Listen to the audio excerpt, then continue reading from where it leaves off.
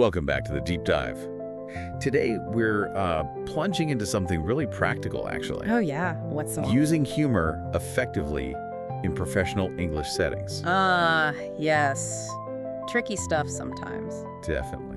Yeah. You sent over some great sources on English etiquette for professionals, and they really zeroed in on humor. Mm-hmm. So our mission here is basically to pull out the key takeaways, help you navigate this without, well, messing up. It's such a fine balance, isn't it? Totally. Get it right, and a good joke, even just a light comment, it can really build connections, ease tension. Right. But get it wrong. Ooh, yeah. It can go sideways fast. Yeah. So, yeah, this deep dive is about finding those smart, safe ways to use humor at work. Especially if English isn't your first language, maybe. Exactly. That adds another layer, for sure. Okay, so let's dig in. One thing from the sources that honestly kind of surprised me. What was that? It was this finding that people who use light humor well at work, they're often seen as more competent. Mm-hmm. More competent, more trustworthy. Even having leadership potential. Did that jump out at you? It's not just about being liked. It does seem counterintuitive at first, yeah. But when you think about why, it starts to make sense. How so? Well, some of the research, like from HBR, points to humor boosting creativity. Yeah. It sort of breaks rigid thinking patterns, like a little mental reset button. The cognitive reset, I think one source called it. Exactly that. And that leads to better problem solving in teams. It reduces stress, too. So it actually helps the work itself, not just the mood. Precisely. It's not just fluff. It can genuinely improve how teams connect and perform. It sort of greases the gears. Okay, greasing the gears makes sense. Yeah. But I think for a lot of people listening, especially learners, Yeah. there's that worry, overthinking it. Will the joke land?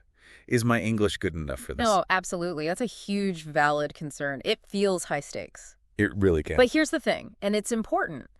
You don't need to be a stand-up comic. Right. No pressure to be hilarious. Not at all. It's less about perfect timing or complex jokes and more about understanding the tone and the cultural nuances, yeah.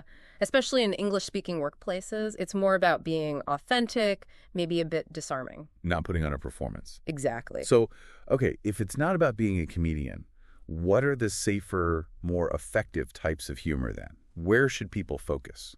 Good question. Because you want the reward without too much risk, right? Mm-hmm. Generally, you're aiming for humor that's, inclusive, doesn't rely on complicated inside jokes or cultural stuff. Okay, makes sense. And the first one that usually comes up, because it's pretty universal. Is it self-deprecating humor? Yeah. Laughing at yourself.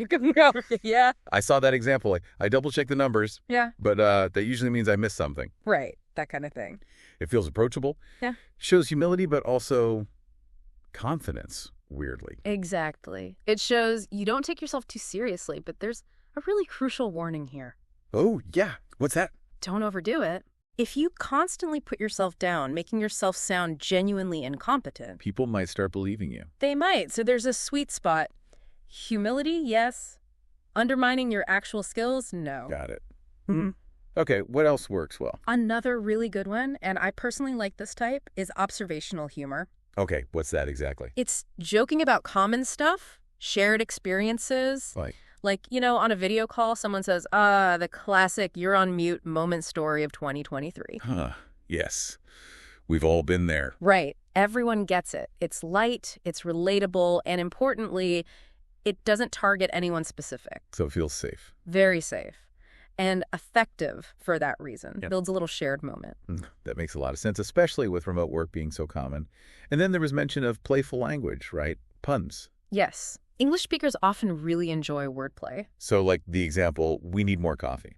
Or a miracle. Yeah, something simple like that. It adds a bit of charm, a little wit. Without much risk. Very little risk. It's usually quick, light, and actually that brings up a good practical tip from the sources that applies here. What's that? Keep it brief.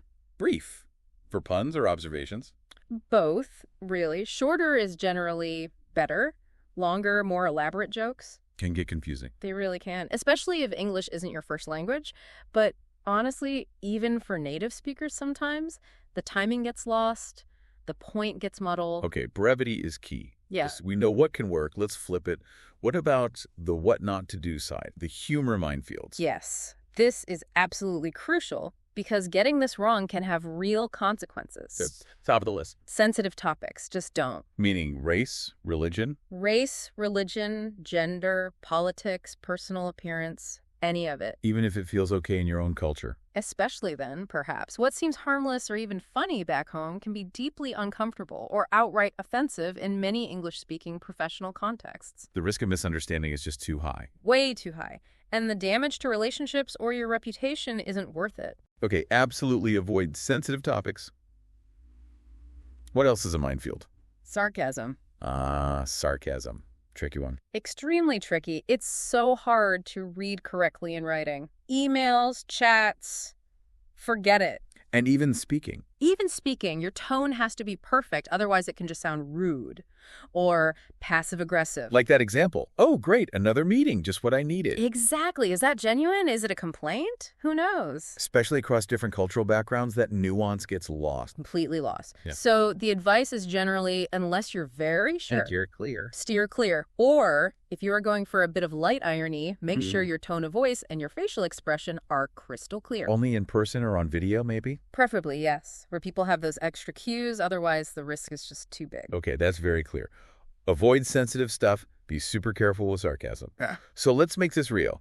The sources had some nice examples of it working well. They did, yeah. Good illustrations. There was this story about the colleague from Brazil. Oh, the one who joked about being lazy like a cat during a meeting. Yeah. And people laughed. Why did that one work? Well, think about it. It was self-deprecating, right? Directed at himself. Okay. It was lighthearted, relatable perhaps, and crucially not aimed at anyone else. So it felt safe for everyone else to laugh with him. Exactly. And then there was the other one, the German colleague. Oh, yeah. Late in a meeting. Super late, everyone's tired, and he says something like, if we stay any longer, we'll need sleeping bags. Yeah, that would land well. Right. It acknowledged the shared feeling in the room. Everyone was tired and ready to go. Tapped into that shared experience again. Exactly. It lightened the mood, acknowledged the reality, and helped wrap things up positively. Again, not targeting anyone. So looking at both of those, the key lesson seems to be making sure the humor isn't punching down or targeting others. That's absolutely the core of it, I think. It was about the situation or themselves. Kept it light. Context was right. Yes. Which leads nicely to that kind of golden rule we found in the sources. Which is? If in doubt, leave it out. Simple.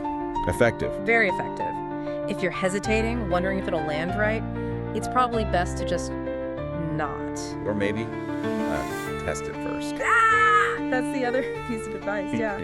If you're unsure about a joke or a witty line, try it out on a trusted colleague first, privately. Get a second opinion. Exactly. See how they react. It's a low-stakes way to gauge if it works before you use it in a bigger meeting. That's really practical. Okay, so let's try and wrap this up. Quick summary for you listening. Remember, humor can be a great tool.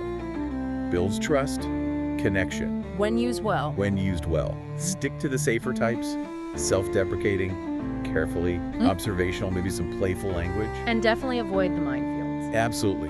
No jokes about race, religion, gender, politics, appearance. Okay. And watch that sarcasm. Be super mindful of your tone and delivery, always, especially in English. Right. Okay, so an actionable step for you. Yes. Try this. Think of, say, 2 safe jokes or light phrases you could genuinely use at work. Something that feels like you. Okay. Write in mail. Write them down. Maybe practice saying them. And then, maybe this week, try one out. In a chat or a meeting. Either. Just take that small step, see how it feels. The more you do it, the more natural it becomes. Nice. And a final thought maybe to leave you with. Go on. Think about how these small moments, these little bits of appropriate humor, how they might subtly shift how people see you. In what way? Well, maybe making you seem more relatable, more approachable, without, losing your professional edge or expertise. Interesting. So it's not just about lightening the mood, but also about perception management in a positive way. Exactly. So the question for you is, where could you spot an opportunity to test this out? And how might that little touch of humor actually enhance your professional presence? That's something to think about.